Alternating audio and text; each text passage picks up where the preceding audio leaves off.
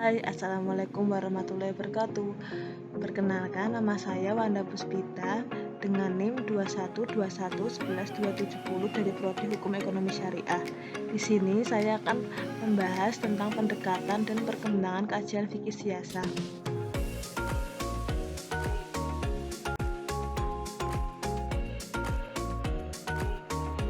Yang pertama, pendekatan kajian fikih siasah. Pendekatan kajian fikih siasah ini ada dua.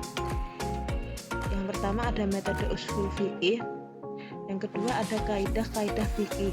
Kemudian metode usul fikih ini antara lain qiyas, ihtisan, urf, al-adah, maslahah musalah, dan istihad. Perkembangan kajian fikih siasah. Menurut Munawir Syadzali ada tiga. Yang pertama era klasik, kedua era pertengahan, dan yang ketiga era kontemporer.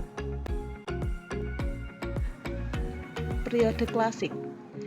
Periode klasik adalah pada periode ini baru dimulai pada masa Daulah Bani Abbasiyah oleh Ibnu Abi Rabi dalam kitabnya Suluk al-Malik fi Tabdir al-Mamalik, yaitu pedoman bagi raja dalam menjalankan pemerintahan yang dibuat untuk Khalifah al-Mutashim pada era 833 sampai 842 Masehi. Ibnu Abi Rabi mendukung sistem monarki dan memuji Mutashim sebagai khalifah yang adil dan bijaksana. Kemudian Ibnu Abi Rabi adalah Al-Farabi. Nama lengkapnya adalah Abu Nashar Ibnu Muhammad Ibnu Tarkan Ibnu Undalam. Pemikirannya bersifat idealis karena ia banyak belajar dari karya tulis Plato.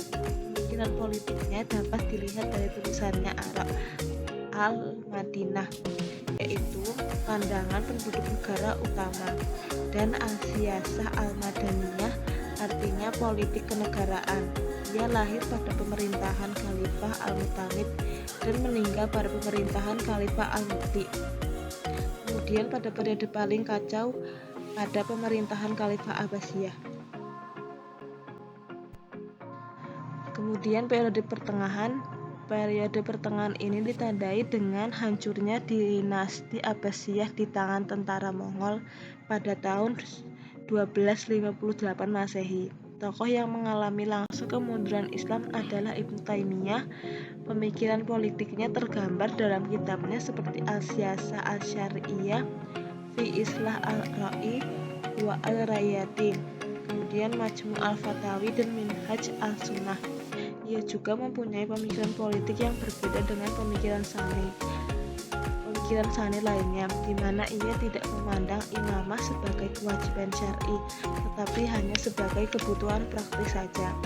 Syarat Quraisy bukan syarat untuk menjadi kepala negara, karena syarat untuk itu hanya dua saja, yaitu kejujuran atau al-amanah dan kekuatan al-quwah.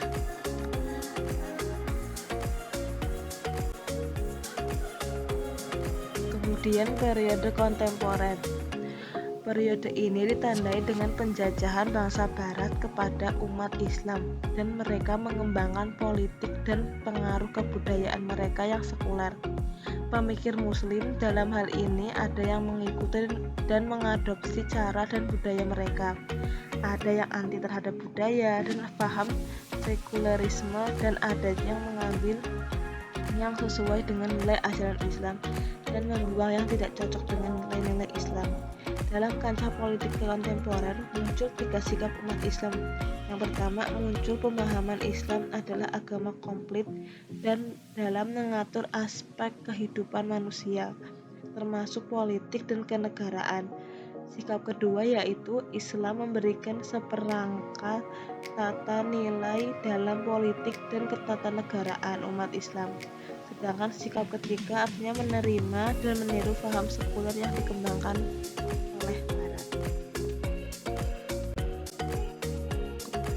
Kemudian materi itu adalah materi sebagai penutup.